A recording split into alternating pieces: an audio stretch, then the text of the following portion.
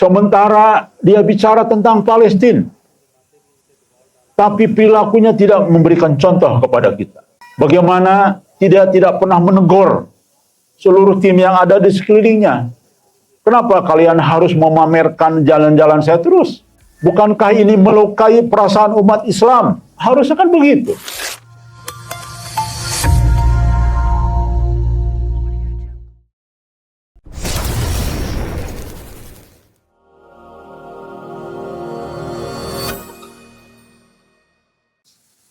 Takdir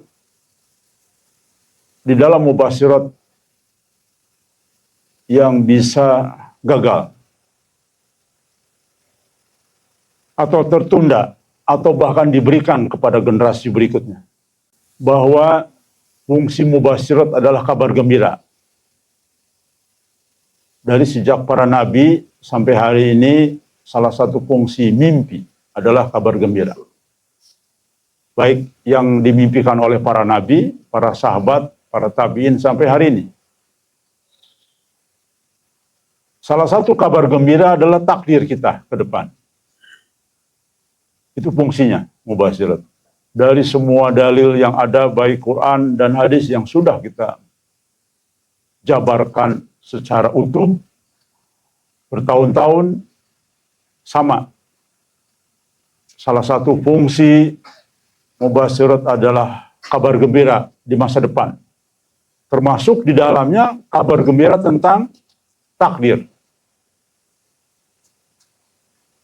Namun rekan sekalian, dari dalil Quran, dalil hadis, fatwa para ulama, termasuk para tabi'in, dan fakta yang kita lihat yang mengalami masa-masa ini, terbukti takdir bisa gagal.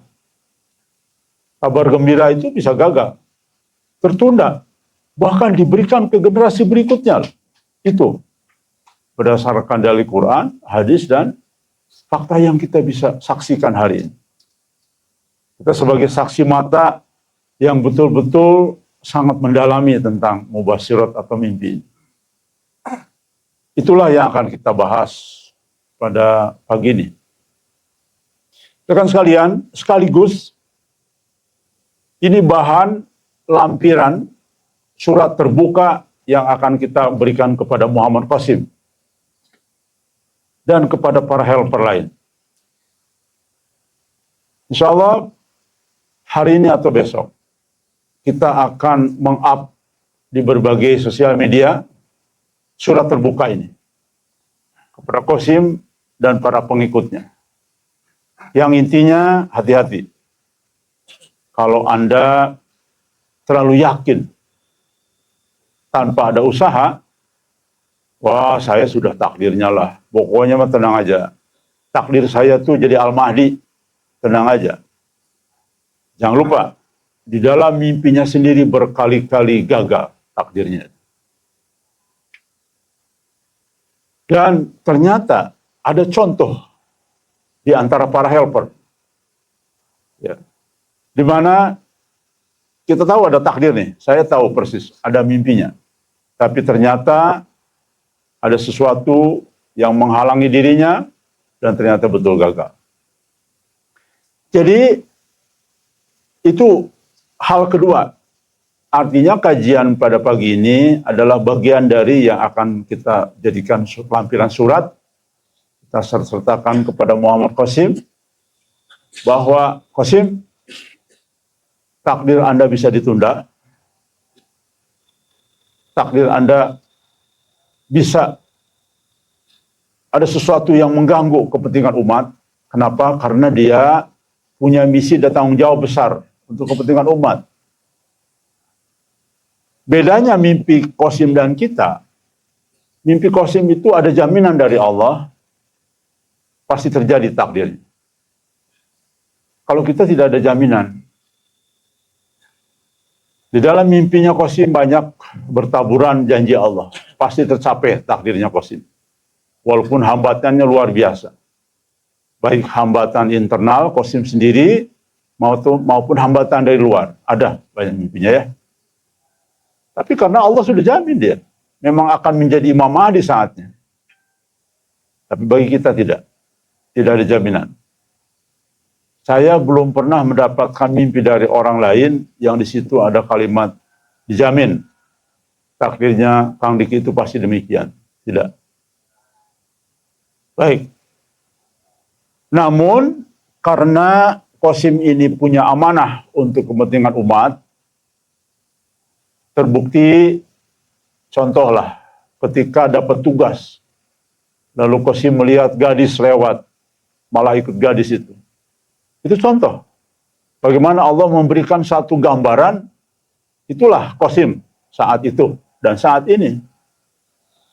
Ada yang menarik rekan sekalian, sebelum kita membahas kaitan dengan takdir itu, bayangkan ketika kita belum berhadapan dengan Muhammad Qasim langsung,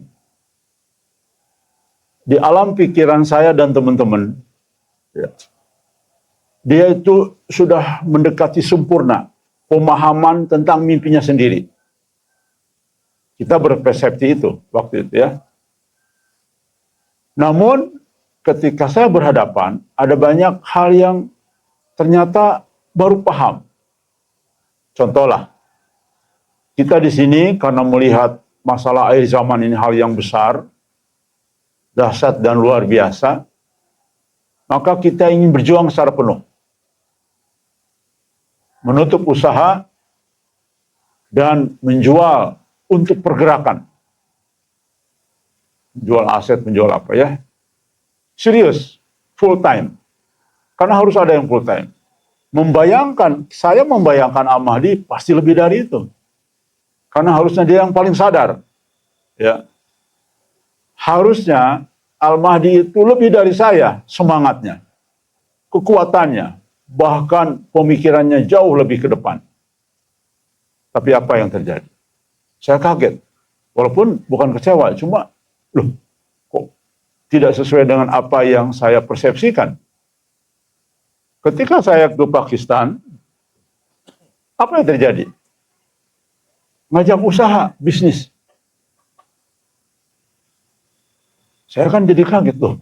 Saya sudah menutup usaha saya, kemudian saya dengan sungguh-sungguh ingin berjuang secara penuh. Biarlah saya mengabdi secara penuh karena umat ternyata banyak yang belum sadar. Mayoritas tidak sadar bahwa ini adalah mendekati umur umatnya Nabi Muhammad. Berarti kita yang akan mengalami fase-fase berat itu. Bayangkan ya. Tapi sampai ke sana, saya diajak bisnis. Ini kan sesuatu hal yang, loh, kok ajak bisnis? Kok sepertinya Al-Mahdi ini tidak sadar tentang bahwa ini sudah dekat. Satu. Yang kedua, saya baru sadar bahwa Muhammad Qasim itu sama sekali tidak tahu menakwilkan mimpi. Arti-arti dalam mimpi itu tidak tahu. Contoh, ketika saya tanya, bro, ini mimpi terkait dengan godaan gadis itu bisa nggak diceritakan dan faktanya gitu ya? Dia cerita, ya dulu saya pernah suka dengan seseorang gadis, ya. Kemudian saya mencoba ingin menikahinya. Loh, kok dikaitkan dengan real gadis? Padahal setahu kita itu kan mimpi. Mimpi itu dari seluruh penafsir mimpi. Mengejar gadis itu salah satunya masih tergoda dunia. Masih ada pemikiran dunia dalam alam pikirannya. Alhamdulillah Allah memberi pengetahuan sangat berharga bagi saya. Itu pengetahuan berharga, melebihi uang yang begitu besar. Kenapa? Akhirnya saya sadar. Ternyata akhirnya betul bahwa Al-Mahdi ini sesuai dengan mimpinya sendiri masih belum bisa menakwilkan. Masih tergoda dunia dalam persepsi dia, itu wanita beneran, bayangkan. Padahal sebuah kitab ulama mengatakan yang namanya gadis itu adalah simbol. Simbol dunia. Dan Allah buktikan di depan mata saya, dia ngajak usaha, bayang. Ya. Rekan sekalian, ternyata betul. Allah gagalkan. Sudah lebih dari uang yang tidak terhitung. Mungkin ratusan juta kali. Ya. Kenapa? Warawirinya ini, ngurusin izin. Kan kita ngurus proses ke lembaga pemerintah Pakistan. Ternyata saya harus sampai 2 kali warawiri menyelesaikan administratifnya. Karena ini kan dianggap pemodal asing. Itu yang agak mahal ya. Demikian juga kita di sana kan warawiri ngurusin oleh orang lain. Juga uang dan sebagainya. Rekan sekalian, itulah satu bukti bahwa Muhammad Qasim betul. Sesuai dengan gambaran di dalam mimpinya, dia masih polos. Dan itulah Allah menakdirkan seperti itu. Agar apa? Agar kitalah yang punya pemikiran, yang punya analisa, bisa menjadi katalisator, menjelaskan siapa Qasim sesungguhnya. Dan agar dia masyarakat paham, Qasim itu wujud nyata seperti baginda Nabi Muhammad SAW zaman dahulu. Bukan orang berilmu. Bukan orang yang memiliki pengetahuan tentang kitab-kitab sebelumnya. Dan bahkan orang ummi. Dan Muhammad Qasim pun setahu saya pertama kali ketemu betul ummi. Dengan polosnya tadi mengatakan, bro ini bagaimana tentang gadis? Ya memang ini sudah terjadi. Kata. Bahkan dia bilang, tertutup topeng itu sudah terjadi masa lalu. Ketika dia tidak ingin wajahnya terlihat katanya. Ketika dia mengirim mimpi dalam sosial media, lalu dia hanya bentuk teks, tidak ada wajah dia, tidak memperkenalkan. Itu artinya katanya, sudah terjadi. Padahal dari seluruh penakwil, ulama-ulama terkenal, topeng itu bukan artinya itu. Jauh. Ini menunjukkan dia memang tidak paham. Dan memang betul, dalam mimpinya kan ada. Dia mencari, yang judulnya mencari penakwil mimpi kan. Dia bertanya, ke satu, kedua, tidak puas juga. Tapi akhirnya Allah memberi pengetahuan. Nanti. Dan itulah skenario Allah yang cantik. Seperti yang sudah saya sampaikan, jika dia memiliki pengetahuan takwil, maka dia akan mengklaim, sayalah Imam Mahdi itu. Sayalah yang dicalonkan Imam Mahdi itu. Karena dalam mimpinya memang banyak bertebaran itu. Itulah kehebatan Allah Subhanahu wa Ta'ala ya. Maka tugas kitalah untuk menjabarkan ini semua. Rekan sekalian jelas, baik. Jadi sampai hari ini sepertinya Muhammad Qasim belum sadar, belum menyadari bahwa topengnya masih ada dalam wajahnya.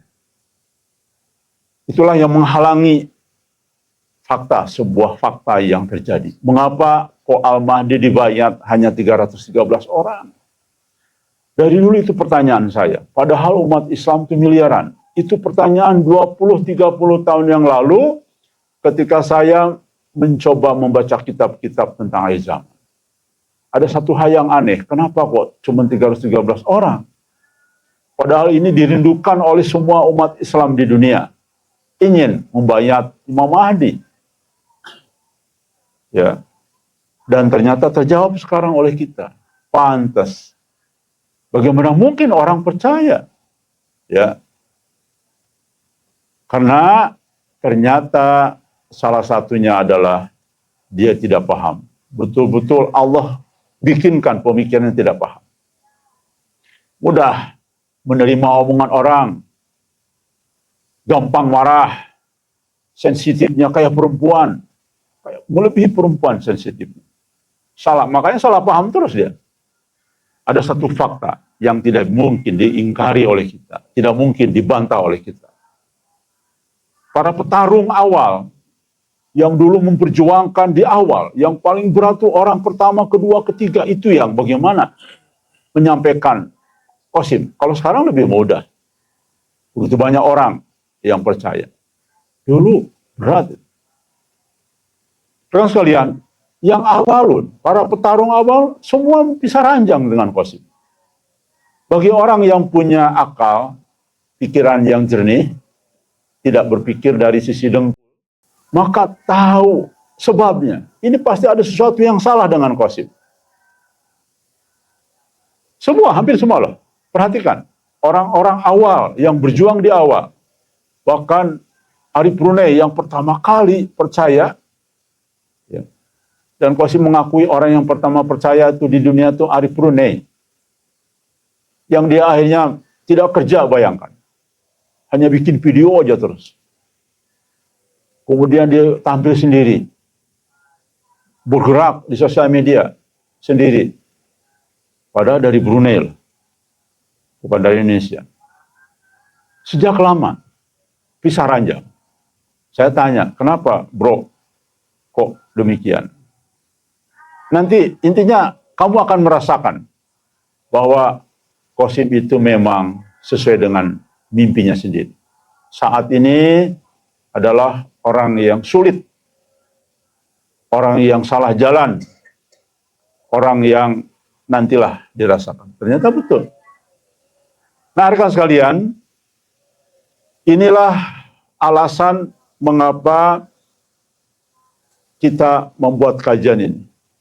Menyadarkan Qasim sendiri dengan cara yang terus kita lakukan dengan berbagai cara ya. Cara terakhir sekarang ini adalah pertama kita akan menyurati dia dengan melampirkan kaitan dengan tema pada pagi ini ya, tulisan. Supaya dia sadar bahwa bro, takdirmu itu harus dicapai dengan kerja keras. Takdirmu itu jangan hanya dengan takabur. Dia masih takabur itu. Wah, kan takdir saya begini. Wah, tidak ada usaha ya. Rekan sekalian, apalagi terlihat memang dia agak pemalas ya. Saya melihat agak pemalas orang ya. Lengkaplah sehingga betullah terjawab mengapa orang yang percaya dengan Muhammad Qasim sebagai Al-Mahdi hanya sedikit orang. Rekan sekalian, baik kita masuk kepada poinnya. Di dalam Islam itu kan takdir itu ada dua macam. Takdir yang bisa berubah dan takdir yang tidak bisa dirubah. Takdir yang bisa berubah itu misalkan tentang rezeki, derajat seseorang, tentang kebinasaan, musibah dan sebagainya. Itu bisa dicegah. Lalu ada takdir yang tidak mungkin dicegah, sudah pasti, yaitu kematian. Ya, jenis kelamin, kita mau usaha apapun, kalau Allah menghendaki kita laki-laki, laki-laki. Jadi demikian ya, takdir itu sudah menjadi pengetahuan umum kita. Tidak usah terlalu memperdalam kaitan itu, karena itu sudah menjadi pengetahuan kita bersama. Yang paling terpenting bagi kita adalah, mari kita mendalami dulu kita bahas dulu dari sisi hadis ya. Riwayat Ahmad dan Al-Hakim. Barang siapa yang ingin diperpanjang umurnya dan diluaskan rezekinya, maka hendaklah dia menyambung silaturahmi. Makna dari hadis ini adalah ada takdir yang bisa dirubah tergantung daripada amal perbuatan kita. Atau dalam posisi negatif atau positif dari perbuatan kita itu. Artinya bisa dirubah. Kemudian demikian juga di dalam hadis riwayat Muslim, hadis sahih, hadis riwayat Tirmizi dan Ibnu Majah. Tidak ada yang dapat menolak takdir kecuali doa. Artinya takdir bisa dirubah dengan doa. Di dalam surat Quran Ar-Ra'd ayat 11, sesungguhnya Allah tidak akan mengubah keadaan suatu kaum sehingga mereka mengubah keadaan yang ada pada diri mereka sendiri. Ini mengartikan bahwa takdir itu bisa berubah tergantung kita. Rekan sekalian, dikaitkan dengan berita gembira bagi kita. Alhamdulillah tidak sedikit, bahkan ratusan, bahkan ribuan mimpi yang dialami oleh selain Muhammad Qasim tentang takdirnya masing-masing. Tentang takdir dunia ini, tentang takdir Indonesia, dan juga tentang takdir kelompok pendukung Muhammad Qasim. Itu sudah begitu banyak sekali ya, bertebaran mimpi-mimpinya itu. Kita tahu bahwa mimpi itu adalah satu dari 40 kabar kenabian. Dan kita tahu bahwa kabar kenabian di ujung akhir zaman dalam bentuk mimpi itu adalah bagian dari wahyu kecil karena bagian dari kenabian. Dan ini sudah kita bahas banyak sekali ya di dalam kajian. Rekan sekalian, setelah kita tahu bahwa takdir tadi itu bisa berubah, bahkan di dalam Quran banyak sekali kita akan bahas ya. Takdir seorang nabi berubah, takdir seorang tokoh berubah. Maka hati-hati dengan takdir dalam mimpi. Mari kita buktikan di dalam surat Yusuf ayat 4. Ini sebagai contoh ya. Dalam bentuk mimpi menceritakan takdir. Misalkan contoh Nabi Yusuf tentang takdir di masa depannya. Ini tadi surat Yusuf ayat 4. Mimpi Nabi Ibrahim tentang perintah menyembelih Ismail. Yaitu Quran surat As-Saffat ya. Ayat 102. Kemudian di dalam surat Al-Fat ayat 27, Nabi Muhammad tentang memasuki Masjid Haram ya.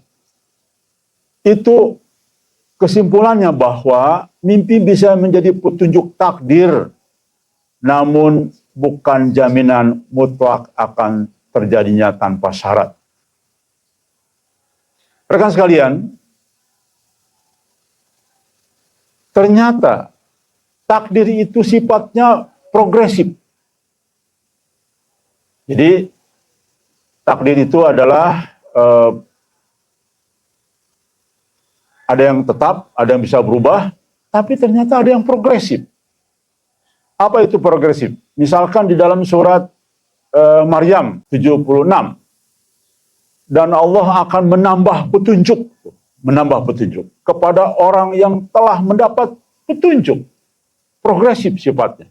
Maknanya adalah petunjuk bersifat progresif bila seseorang menjaga dan mensyukuri petunjuk awal dalam bentuk mubasyirat, maka Allah akan tambah. Namun jika berpaling, tidak berusaha menggapai takdir itu, malas, petunjuk akan dihentikan, bahkan dicabut. Penafsiran dari kitab ulama ini. Saya ulangi. Artinya bahwa petunjuk bisa ditambah ketika kita sudah melaksanakan sesuai dengan petunjuk awal. Bahkan di dalam surat Al-Kahfi ayat 13, kami ceritakan kepadamu, wahai Muhammad, kisah mereka dengan sebenarnya. Sesungguhnya mereka adalah pemuda-pemuda yang beriman kepada Tuhan mereka, dan kami tambahkan petunjuk kepada mereka. Kami tambahkan petunjuk kepada mereka setelah melaksanakan petunjuk awal. Jadi pemuda Ashabul Kahfi itu ketika sudah melaksanakan ujlah, maka ditambah lagi petunjuk-petunjuk lainnya tuh, sama ya. Makna dari ayat itu berdasarkan tafsir para ulama adalah karena keimanan mereka yang ikhlas, Allah menambahkan petunjuk, kekuatan iman, keberanian dalam ujian, dan langkah yang tepat menuju keselamatan. Setelah mereka melaksanakan ujian. Ya. Dalam tafsir Al-Qurtubi ini menunjukkan bahwa hidayah bisa bertambah jika seseorang menjaga keikhlasan, istiqomah, dan berjuang terus dengan apa yang sudah diperjuangkan. Tidak lalai dan tidak malas, kemudian bahkan mengabaikan. Ya, jelas ya. Jadi taklid itu juga progresif. Yang berikutnya, apa mana spiritual dan ruhani dari ayat-ayat ini? Saya mencoba menggali dari sisi penafsiran Quran dan hadis, kemudian juga pendapat para ulama. Makna spiritual daripada apa yang ada di dalam ayat Quran tentang takdir tadi, bahwa ternyata ketulusan lebih dicintai oleh Allah. Mereka tidak hanya beriman, tapi berani mengambil sikap. Karena keimanan itulah akhirnya datang lagi petunjuk. Kekuatan iman ya, di dalam rangka mewujudkan informasi takdir tadi. Barang siapa mencari Allah, maka Allah akan menambahnya petunjuk. Mencari Allah, maka petunjuk datang lagi. Ini ada dalam surat Muhammad ayat 17. Ya. Kemudian rekan sekalian, ini bandingkan, bukan di dalam surat itu, tapi bandingkan dengan Quran surat 17, surat Muhammad ayat 17. Kisah nyata sebagai teladan akhir zaman untuk terus agar Allah menambah petunjuk di tengah fitnah. Di ujung akhir zaman, di mana fitnahnya hal-hal yang sangat berat.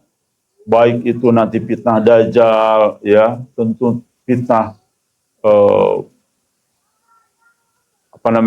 saling bunuh, fitnah Yajuj Majuj, ya, dan sebagainya, fitnah musim kekeringan dan sebagainya.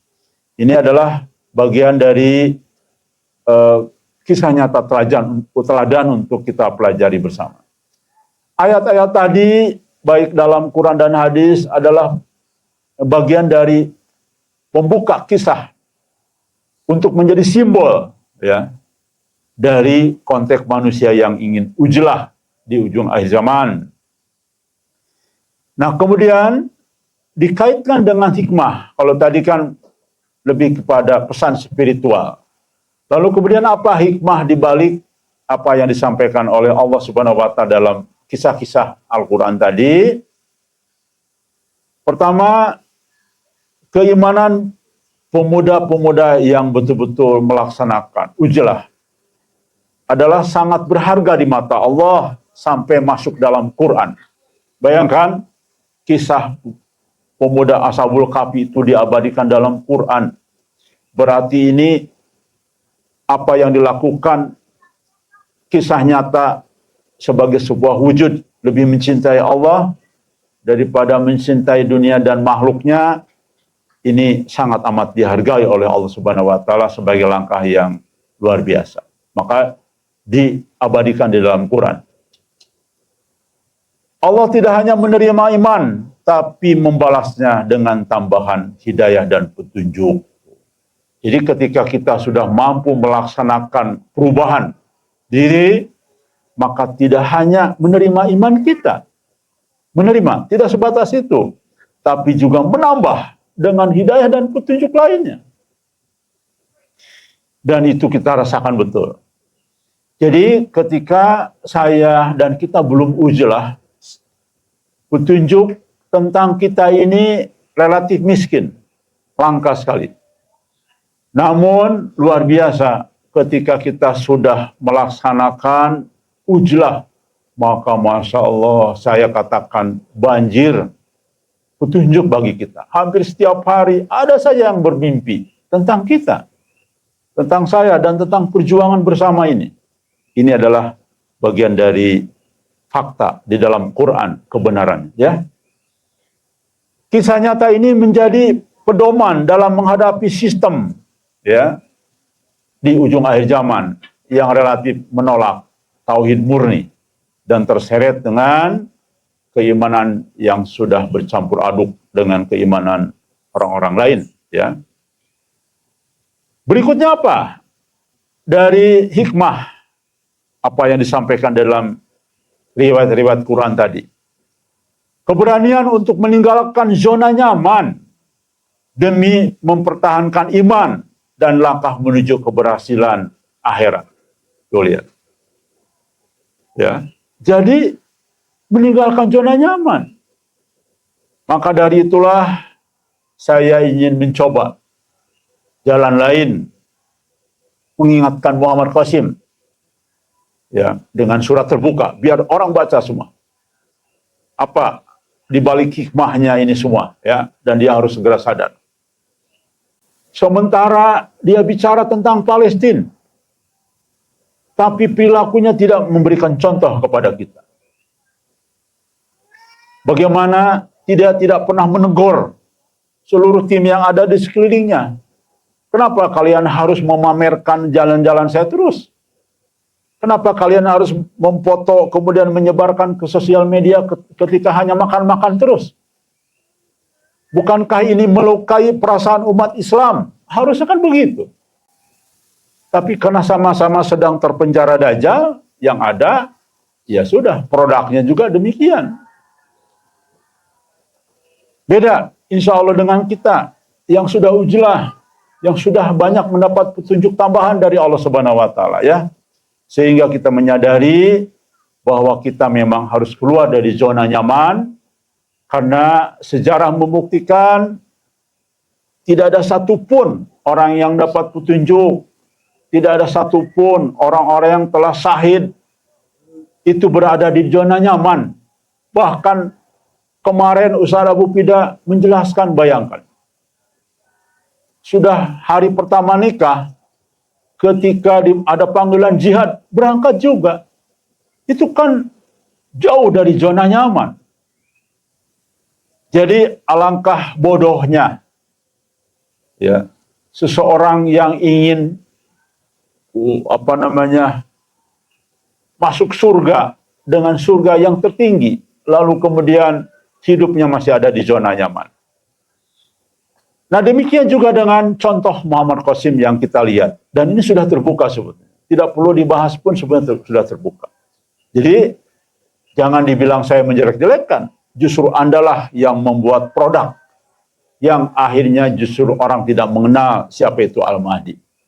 Karena produk-produk Anda sesuai dengan apa yang ada di dalam mimpi para teman-teman lain, produknya adalah semua dagelan, ya. Itu sesuai mimpi teman-teman sekalian. Apa yang Anda lakukan bukanlah dakwah untuk menyebarkan isi pesan Allah di dalam rangka menghadapi fase berat ke depan. Bayangkan, menghadapi fase berat ke depan, menampilkan konsep Al-Mahdinya seperti artis. Bayangkan. Seharusnya lebih kepada konsep-konsep perenungan. Harusnya menyampaikan pernyataan-pernyataan Al-Mahdi itu dalam konsep keprihatinan. Ini bayangkan, itu berarti betul mimpi teman-teman bahwa mereka ini sedang salah jalan, mereka ini justru membuat sekolahnya sekolah Dajjal. Jadi itulah kaitan dengan rencana kita, ini akan dijadikan sebagai lampiran untuk membuat surat kepada Muhammad Qasim agar sadar. Surat yang akan kita sampaikan ada dua nanti. Surat tetap kita undang, dia jadi pembicara. Karena ini kan membahas mubasyirat dunia, ya. Kita hargai dia pemilik mimpi, maka silahkan punya kesempatan. Gajah akan membuat panggung sesuai panggung yang Allah ridhoi. Bukan panggung seperti yang mereka buat, yaitu dalam bentuk dagelan, ya. Maka kita beri kesempatan Muhammad Qasim. Silakan, dia berani enggak mengambil keputusan lebih cinta kepada Allah. Kalau dia tidak berani, berarti dia betul masih tertutup topeng, ya. Kemudian yang berikutnya, poin berikutnya. Ternyata dipertegas di dalam banyak ayat-ayat Quran dan juga hadis bahwa mimpi itu bisa gagal terwujud. Kalau kita lihat tadi, menyaksikan ayat-ayat Quran di mana takdir itu digambarkan dalam bentuk mimpi kepada para nabi. Namun ternyata di dalam konteks takdir ini bisa berubah menjadi tidak terwujud. Di dalam surat Al-Hajj ayat 11, dan di antara manusia ada yang menyembah Allah di tepi, artinya tidak sungguh-sungguh. Jika ia memperoleh kebaikan, ia senang dan tenang. Tetapi jika ia ditimpa cobaan, dia berbalik. Rugilah mereka di dunia dan akhirat. Apa tafsir para ulama? Intinya ya, saya resume aja. Jika seseorang tidak istiqomah, maka berpotensi gagal dalam perjalanan hidupnya, walaupun sebelumnya sudah mendapat kabar gembira atau kabar baik. Ini contoh dalam kisah Talut, ya, di dalam Al-Quran, ayat surat Al-Baqarah 246, 246, 251. Allah pilih Talut jadi raja, tapi tidak semua Bani Israel taat. Mereka meninggalkan jalan takdir kemenangan karena takut kepada Jalut. Kemudian hanya sedikit pasukan yang teguh dan Allah berikan kemenangan kepada yang tetap dalam jalannya. Maknanya apa? Takdir benar bukan untuk semua. Hanya mereka yang terus berjuang di jalan Allah lah yang akan menggapainya. Jadi, walaupun Allah memberikan informasi kepada kita bahwa majelis gajah itu sesuai dengan track, majelis gajah itu didoakan malaikat, bahkan didoakan Nabi Muhammad SAW itu dalam mimpi. Nabi Muhammad SAW dalam Mubasyirat mengatakan mendoakan majelis gajah, bayangkan ya. Bahkan di dalam mimpi lain, malaikat menjaga majelis gajah, menjaga tanah Ujlah ini. Tapi artinya bukan untuk semua di dalamnya. Kemungkinan, dan itu banyak mubasyiratnya, akan juga mengalami kegagalan. Tidak semua orang akan berhasil. Di dalam surat Al-Maidah ayat 21-26, Allah janjikan tanah suci. Tapi karena mereka takut dan enggan berjuang, mereka dihukum tersesat di padang pasir selama 40 tahun. Tuh lihat ya. Makna dari ayat tadi sesuai dengan tafsir ulama, meski sudah dijanjikan takdir besar oleh Allah, bila seseorang atau sebuah kaum tidak teguh, konsisten, tidak berusaha, malas-malasan, maka takdir itu bisa ditunda dan diberikan kepada generasi berikutnya. Itu makna daripada tafsir para ulama terkait dengan ayat tadi, ya. Jadi jelas tergambar oleh kita bahwa takdir mimpi-mimpi kita yang sudah dialami oleh banyak orang, ratusan orang, bisa juga gagal dan Allah tunda atau bahkan total tidak menimpa kepada kita. Bisa jadi Allah gantikan kepada orang lain. Bisa juga kita digantikan dengan generasi berikutnya dengan kiamat ditunda. Bisa jadi. Kenapa? Karena kita tidak mau berusaha. Hanya sekedar karena kita sudah yakin dengan takdir itu, kita tidak mau berubah dan tidak mau berusaha keras, ya. Rekan sekalian, berikut adalah penjelasan ulama terkait dengan takdir tadi. Yang Allah bisa tunda. Di dalam Imam Al-Ghazali, di dalam Ihya Ulumuddin menyatakan bahwa kadang Allah memberikan petunjuk melalui mimpi. Namun itu tidak berlaku mutlak. Bila orang tersebut menyia-nyiakannya, maka ia akan tertutup dari anugerah yang dijanjikan. Lihat ya. Jadi jelas, semakin jelas bagi kita. Kemudian Syekh Abdul Qadir Al-Jailani menyebutkan, bila Allah memutuskan takdirmu dalam mimpi, namun realitasnya tergantung kepada ketekunanmu di dalam ketaatan. Jadi sangat tergantung kepada pribadi kita, walaupun kita sudah dikasih mimpi oleh Allah Subhanahu wa taala ya.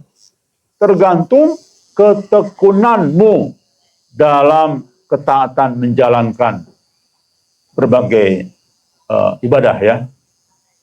Lalu Imam Ibnu Qayyim berkata, mimpi yang benar adalah bagian dari wahyu, namun ini tidak wajib terjadi kecuali jika Allah menghendakinya.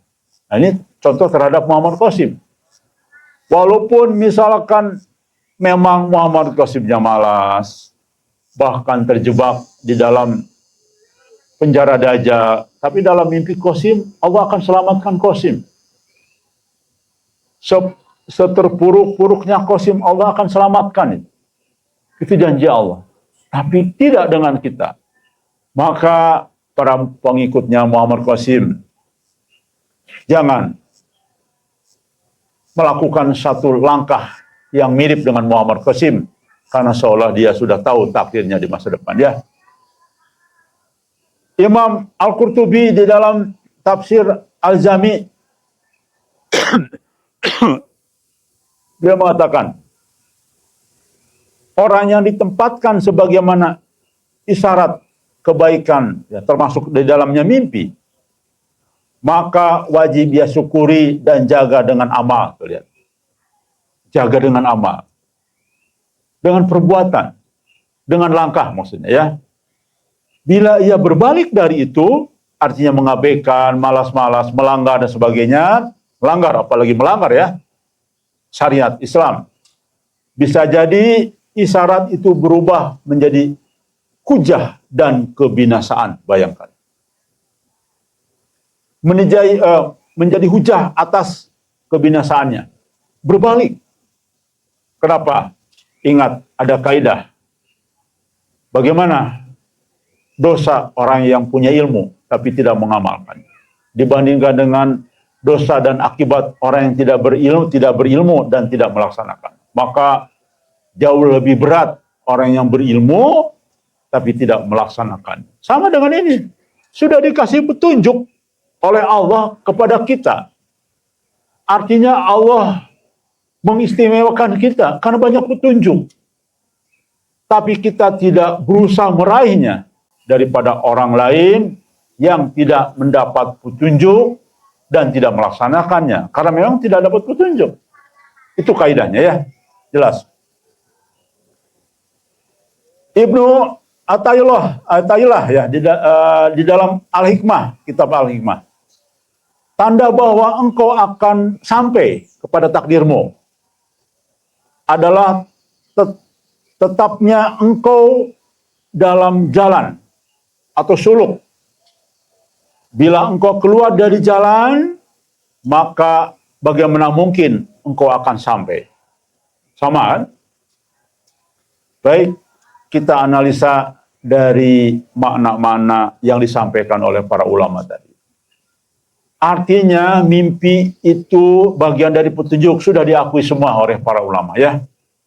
Namun bisa batal jika terjadi atas perilaku para pemimpi atau perilaku kelompoknya tidak mengambil kesempatan, tuh bayangkan ya, atas berita gembira tersebut, lalai dan sebagainya.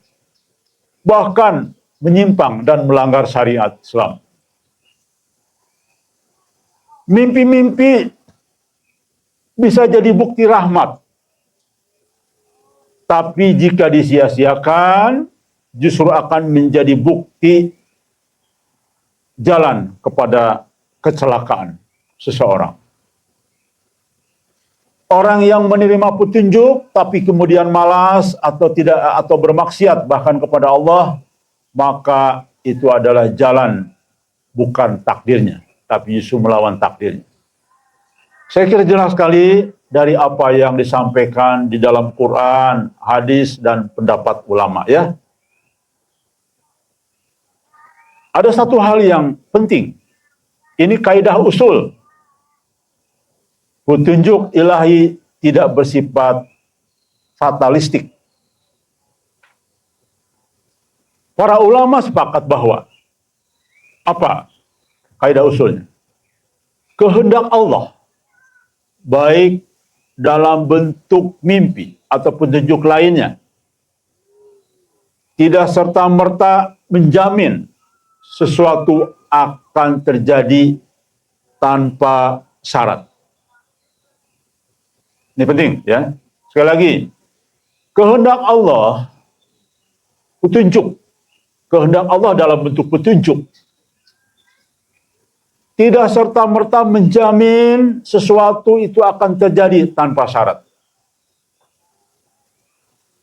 Jadi artinya seseorang menerima mimpi ilahi sebagai kabar takdir, lalu ia malas, melanggar perintah Allah, masih melakukan hal yang sifatnya haram, masih berbuat syirik kecil atau syirik besar, tidak sungguh-sungguh dalam perjuangan,